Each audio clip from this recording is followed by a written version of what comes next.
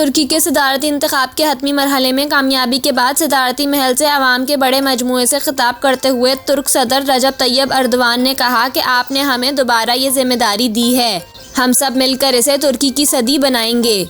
सदर अर्दवान का कहना था कि आज कोई नहीं हारा, आज का फातेह सिर्फ और सिर्फ तुर्की है।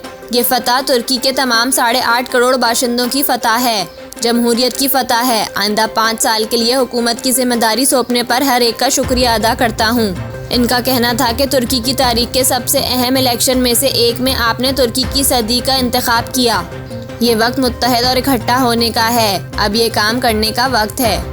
अर्दवान का कहना था कि पीर आज को सल्तनत उस्मानिया को इस्तांबुल फतह किए हुए 570 बरस हो जाएंगे। वो हमारी तारीख में एक टर्निंग पॉइंट था, जिसने एक सदी को ख़त्म और एक नए बाब का आगाज़ किया।